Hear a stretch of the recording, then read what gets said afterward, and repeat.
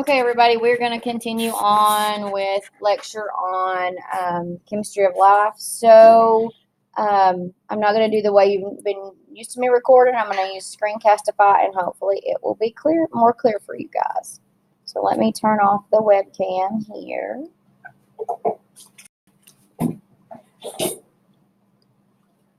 And you'll be able to see just the slides and hopefully be able to hear me pretty well.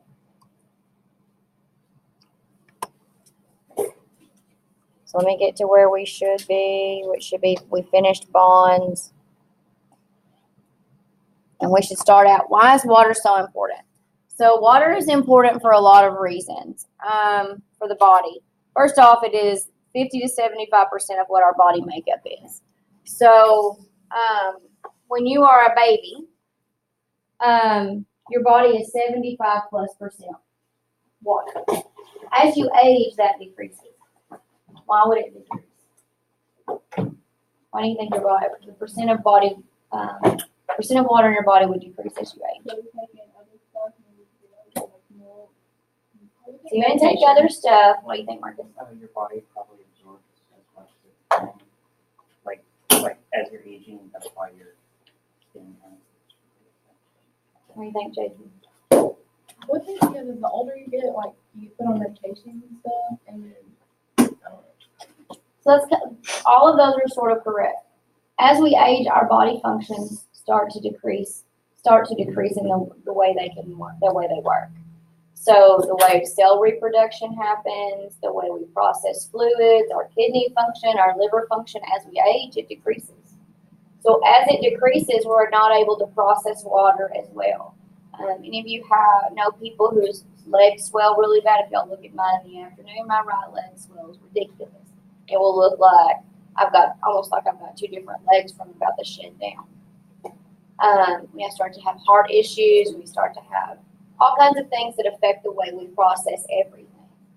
And so we lose collagen that would pull water towards our skin. The outside of our skin becomes thinner, and we don't replace those cells as quick. So if we're not replacing cells as quickly, we're not healing as quickly, we're not retaining as much water. Also, if our skin is really thin, water evaporates and gets out of we'll remove from our body faster. So that's a reason why, as we age, the way that the amount of water in our body changes. So water in plant life, in human life, in all life, water allows nutrients to move around. We have to have the right amount of water in our body for blood to move around the right way to get nutrients to the cell. If we don't, we end up developing clots, and that's bad. That can be really bad. Also, we have lots of chemical reactions, and you're going to learn about a lot of chemical reactions in the body as we go along. There are tons of chemical reactions that all need water to process. So my body's probably not processing things very well, because y'all know, how often do you actually see me drink water? Next to never. But the first ingredient in Coke Zero is water. Sugar. No, there's no sugar in it. But there's phenylalanines and aspartame, which... I thought that's good for you. Oh, it's not. It causes cancer. Aspartame causes cancer. Phenylalanine has a direct correlation with dementia. So y'all know when I'm like 65, I'm going to be in the home. Someone's going to be taking care of me, and y'all know I'm going to be mean. You're pretty much already like, it's like in your face. Your mom has Alzheimer's. My mom has Alzheimer's. So it's already like, yes, I should know better than to drink it, but yeah. it tastes good. It keeps me going. It keeps me So going. long as you drink water. I hate water. Really? I don't like water. I thought she gave us all the water. I mean, I can drink it, like I drink 1 liter of smart water a day, and it's like choking down. You put like Motor oil. Why don't you put like crystal water? It all tastes heavy to me. Literally all water tastes like it tastes heavy, like it's like a motor oil.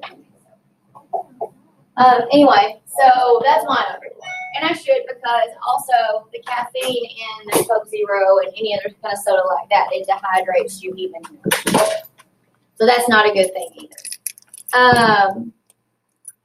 So we need that. Also, besides being a solvent to help with chemical reactions in our bodies and transport, we also need water so that our body temperature maintains we maintain a consistent body temperature. It helps the viscosity of the blood. It helps our brain have enough fluid just so that we can regulate our body temperature. And if you think about it, water is the way our fluid volume is the way we determine whether we're hot or cold. That's one of the way our body senses. Oh, it's too cold. You need to put my clothes on. Change the temperature, and because right now it's hot in here. Yes, now it's hot in here.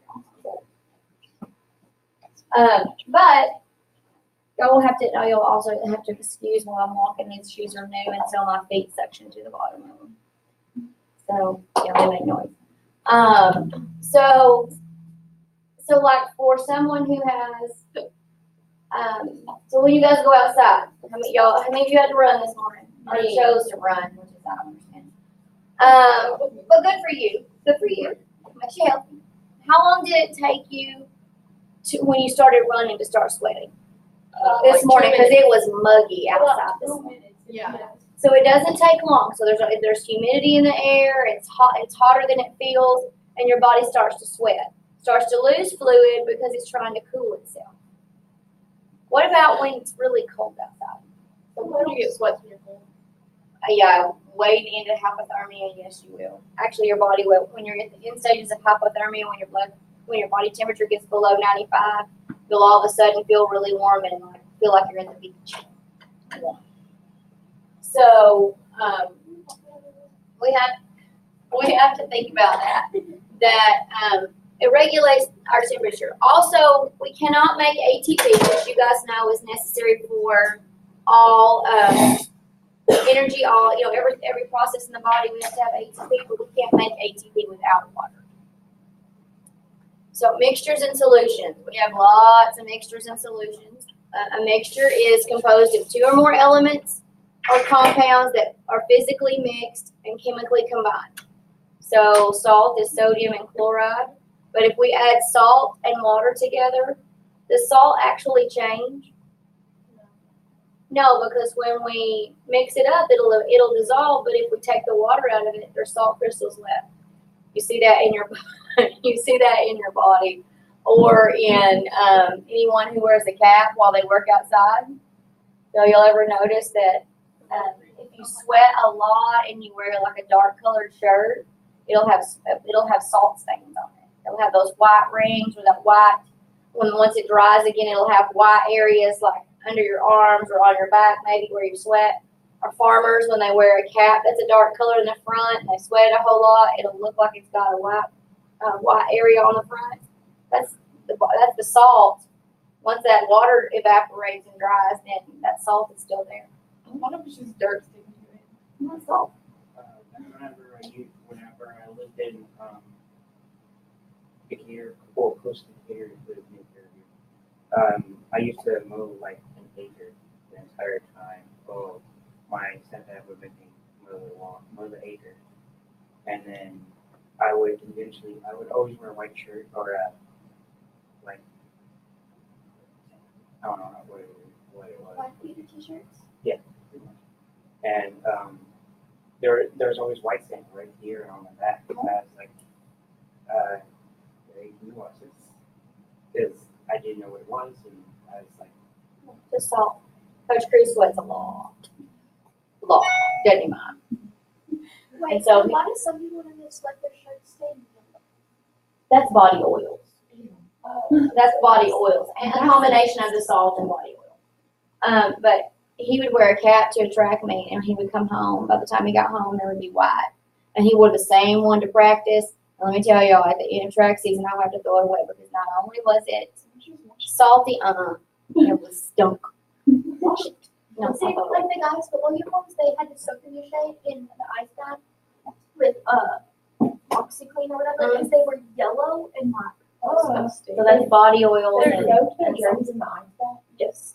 It needs to be clean. And they turn the whirlpool on. So there are 2 types of mixture. A solution is where the component is evenly distributed. So that's like salt and water, sugar and water, salt and water.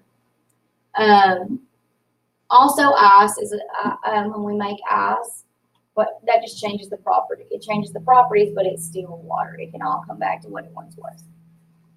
Suspensions. Anybody ever had to take liquid medicine when you were a kid? Bubblegum flavor was the best. Yes. I always upchuck it. There's not a good flavor. Even if it's bubblegum. There's not a good flavor. But those would be suspensions, and that's where we take like a antibiotic that's a powder, and we mix it with a specific kind of turbid, a thicker solution, and it will it's suspended in there. It's not combined, like it doesn't dissolve. It's just mixed in there. It holds on to other particles so that when you take it, it gives a flavor. But if you ever when you open those in, like even kids antibiotics, when you open it up, it's just What about whenever you give a dog a pill inside of something? Same thing. Same kind of concept, but you're not changing the properties of it. You're just adding one thing into the other. But it's a similar kind of concept. There's no kind of chemical or no kind of physical change really to either property. You're just hiding it. But if you mix, like if you took their heartworm peel and crumbled it up and put it in their water, sometimes it's a suspension. It will make a suspension in the water. Well, he has this blood pressure thing that he uses because I guess he can't take pills anymore. So, and he puts it in water. So it's the same. That is the same kind of concept. Also, like in the nursing home, they'll crumble it up and put it in their applesauce, or they'll put it in pudding to get them to eat it. So that's one of those same kind of concepts. Our blood is a suspension. So we have plasma, but inside that the plasma is the suspending solution, and inside that we have red and white blood cells, and we have platelets in there. So our blood is a suspension as well. Also, it has all kinds of nutrients, cholesterol, sodium, potassium, all those things are floating around in your blood too. I've got to look and see what time class actually ends, you guys. I know it's a shorter day. And, okay, we're good. So, we also have some properties. We have to keep an acid-base balance in our body all the time. If our body does not keep the right acidity or the right, we don't stay between 5.5 and 6.5 internally, then our organs start to break down. So we have a very narrow window of acid-base balance in our body that we can manage. So acids are those would be those hydrogen ions. Acids have a high hydrogen content. What do we think about when we think about acid? So it burns, right? Think about it burning. Or being able to, and we need those hydrogen ions, and we need that acid in our stomach. We need acid in other parts of our body. Our females have a higher acid balance in their peri area than males do. It prevents yeast infections and things like that.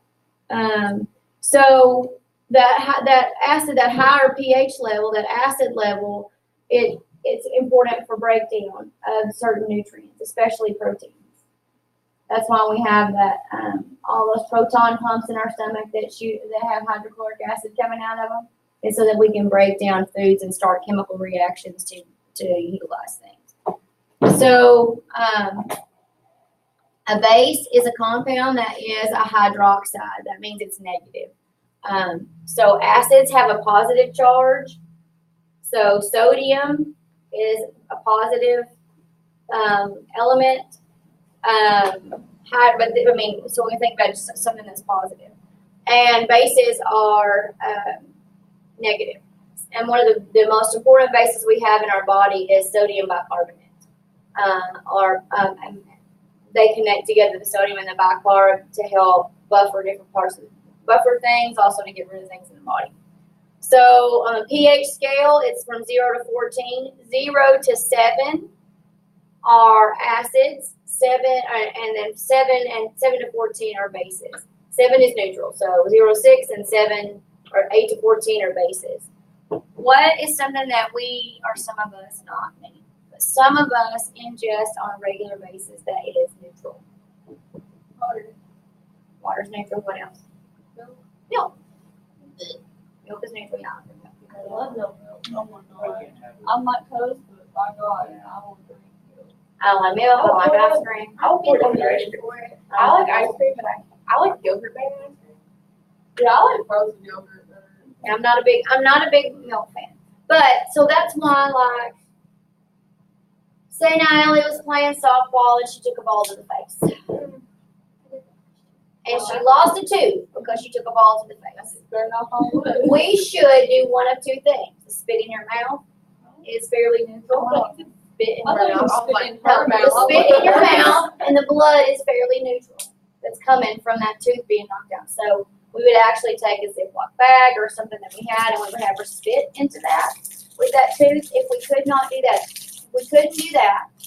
And she just like couldn't do it. And like maybe we found the tooth on the ground, we would literally like have her spit on the tooth and wipe it, just pat it to get dirt off, and then we would put it in milk. That way, if it had knocked the root out, or people with braces, it happens. Oh gosh, we had a girl, cheerleader in the emergency room. Cheerleaders end up getting damaged pretty bad. We had a cheerleader in the emergency room that we were doing stunts in Graham, and when she came down from some kind of bucket spin. I don't know. Anyways, they had thrown her up and she was spinning and coming down, and she literally her heel went in the front of this young lady's teeth. I thought you were going to say the chair one. Who had braces, who had just had her teeth her wire changed and her teeth tightened the day before, which meant her teeth were moving, knocked her front teeth out. Oh. They were hanging by that wire.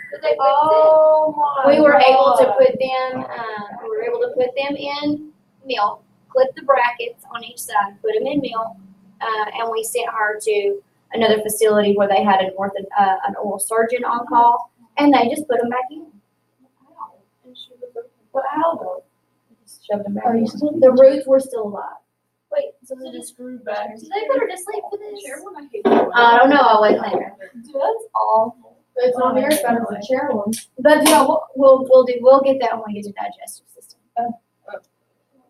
So we have to maintain a fairly good balance. Now, our body compensates when we get too much acid or too much, we get too acidic or too much alkaline in our body. Our body compensates related to our breathing. We will try to blow off hydrogen ions. We'll breathe faster. If we need to hold on to hydrogen ions, our respiratory rate will slow. And if you're on a ventilator, we have to watch that very carefully to make sure that you're not having a buildup of either, so that we can adjust the ventilator. That's why they do blood gases. One of the most important things when they do blood gases from the artery is to determine whether or not your pH balance is okay. We're looking for oxygen concentration, carbon dioxide concentration, really, and then make sure that your acid-base balance is better or okay. Buffers are weak acids. That would be that bicarbonate we have in the body. It's a weak acid or a weak base, which helps maintain pH. Like I said, bicarbonate is the most important one we have in the body, and it moves in and out of cells all the time. So, organic chemistry. If you are going into medicine of any kind, you will have to take organic chemistry. Organic chemistry is basically the study of carbon-based chemistry. Carbon-based life, carbon-based chemistry. We start off with that methane. That's the simplest molecule. It has four carbon valence electrons, and it connects with 4 hydrogens. Carbon always has 4 bonds. You'll need to remember carbon always has 4 bonds. This should be kind of a review for everybody because that's one of the basic things in most chemistry, life science, biology. You should have learned it like 4 times by now. So just know that carbon is going to have 4 bonds. It's going to be looking for something to bond to. If it only has 3, it's always hunting for something. And it forms either chains or rings. So with carbon, they're either going to be in a chain or a ring. What do we have in long chains in our body? You know? A bond of something. Triglycerides are in a long chain. Polysaccharides are in a long chain. Any kind of sugar connection, monosaccharides, that's one, but it's one giant sugar. and it's always looking for something to attach to. So we always have an abundant amount of carbon bonds in our body. So it is the most prevalent in organic chemistry. Organic chemistry, when you have to take it in college, can be extremely difficult if you don't show up to class every day. Because we're in the first part of chemistry, the first section of chemistry, you're just balancing equations. Organic chem, you've got to know how they bond. Like they will give you 4 elements, like you would have on one side of an equation. They'll give you the 4 elements, and you have to show how they would bond together, and then if they were connected with something else, what the final product bond would be. So it can be very difficult if you don't show up to class. The 4 macromolecules of life. So macromolecules are polymers. They're big molecules that join by many single units. Polymerization is just the chemical joining of those single elements to make the polymers. There are 4 main classes you will need to know. These are things that we have to function. Why do we need carbohydrates? Energy. Energy. Yeah, we need energy. Why do we need fats? So you can get fat. Stored fat. So we need stored your fat body for protection, for heat, for cushion, but we also need it because there are certain steroids our body must have at all times. Or we must be able to produce in a stressful situation. Your adrenal glands need to be able to produce cortisol if your body is stressed. And what that does is change your sugar absorption in the body. But there are steroids that we have to have. Estrogen, progesterone, testosterone, those are steroids that are necessary. When you are pregnant, there's a steroid that the baby needs a couple of times so that it's lungs function. And now that I'm saying that, I can't think of what it is. They give it, if you're going to have a premature baby, they give it to you. Why can't I think of what it is? Oh, well, it's right here. Proteins are important for all life, right? I mean, we have to have protein for cell reproduction. We have to have it for RNA, DNA. We have to have it for muscle. For keratin. That was this called? Your hair? Yeah. It's made out of keratin, yes. Your hair is just dead cells. So are your fingernails and your toenails. How do they grow? Then how do I? Because they push up. How do they? It opens. It has okay. So this is a chemical reaction, really. So when someone dyes their hair, they take and they put developer on it. People like me call it bleach, but your hair is a shaft that grows out of your hair follicle. So it grows out of it, but as it gets past the skin, it is actually just dead cells. Cells moving and pushing out. And they're all connected in many layers. When you put developer on it, that slick outer shell opens up. And then that's how the chemicals from dye or toner or things like that, that's how it attaches inside that open follicle. Split ends or damaged hair. Like it's gotten to the point where it's had heat or chemicals or shampoos or things like that. When it gets to a certain length or a certain amount of damage, it starts to break apart anyway.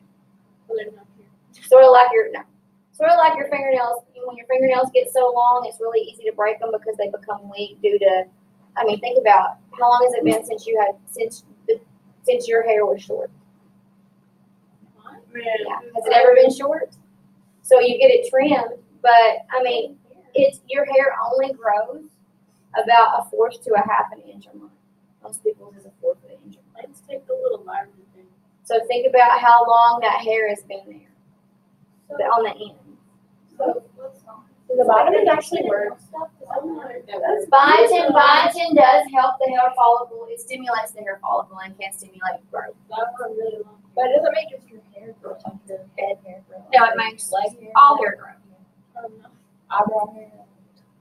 And nucleic acids are important. We must have DNA and RNA to survive. DNA helps us replicate. It's not just replication for new life. It's replication inside the cells that have to be rejuvenated because they have worn out. What does RNA do? Anybody remember? Oh, like I know that y'all have Mr. Sanders' and he drilled, but acid. he drilled genetics into y'all like crazy. Okay, but that was 3 years ago. So one of the types of RNA is a messenger. So there's mRNA, tRNA, and rRNA. Messenger RNA, it sends the messages across. The messenger RNA sends the signal. Transfer RNA takes it from one location in the cell to the other, and then the rRNA is the receiver RNA, and that's where it tells the cell organelles what to do. So those are the 4 macromolecules that all life must have. My favorite one is the picture of the butter. I love butter. I do love butter. My mom said I used to eat it by like just a spoon. I did. Now I won't eat it by itself, but But whenever I was little, and Chelsea said I used to eat raw corn. no, that'll do too. That I will do too. Okay, we're gonna do carbohydrates real quick, and then we're gonna move on. Carbohydrates are a monomer, and so whenever they're all connected together, their polymer is a monosaccharide. It contains carbon, hydrogen, and oxygen in a 1 carbon, 2 hydrogen, 1 oxygen ratio. So those 4 bonds are connected. Most of them do end with OSE, like glucose, sucralose, all those kind of things. It is most animal, human. It is our main energy source. Glucose, fructose, galactose, lactulose. Lactulose is milk sugar. So sucralose, sucrose or sucralose is actually a sugar we can't process. Sucrose we can, but sucralose is a sugar our body can't process. That's what we call stevia. It gives it flavor, but your body just you either repeat it out. Glycogen is a carb that's stored in our liver. We have glycogen all the time. We have to have it for our liver to function appropriately. Starches or anything we put in our mouth that's a carb or has any kind of sugar or carbohydrate property. And that's where digestion starts for all starches. It starts in the mouth. Cellulose, those are important. Cellulose we find in salads. It is found in roughage, salads, broccoli, cauliflower. It's also one of those things that we use cellulose. It is a carb, but it is a carb that our body actually has to burn energy to break down. So cellulose is not a horrible thing if it's fresh. If it's cellulose in a packet, like as a preservative, your body usually can't break it down. So like, is it like one of those things like watermelon? People do stuff where like you burn more calories than you're actually. You burn more I'll get like a cucumber. If you eat a whole cucumber, it has like 8 or 10 calories, but it takes you about 35 calories to actually break down that cucumber. That's why things like celery, dark green, and leafy green vegetables, they tell you to eat all of them that you want because your body actually has to break them down. It has to work hard to break them down than to eat them. Rice is a very high carb, especially brown rice. It has a high number of carbs, but it takes about 2/3 of those carbs to break down brown rice. 2/3 of the energy that are in the calories to break down brown rice. It still takes quite a bit, not as much as brown rice. It takes so a cup of rice has about 250 calories in a cup of rice-ish. It takes about 100 calories to break down and utilize in a cup of rice to digest it. Brown rice has about 200 calories, and it takes about 160 calories to break down brown rice for your as you digest it. Okie doke, we will stop there.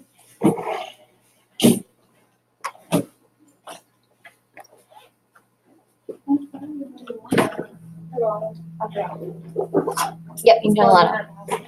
I used to like when I was like, when it's off, right? Not yet. No, let me get my phone. It's in 13 minutes. 13. Thank you. Can I get tape? Right now I'm trying to stop the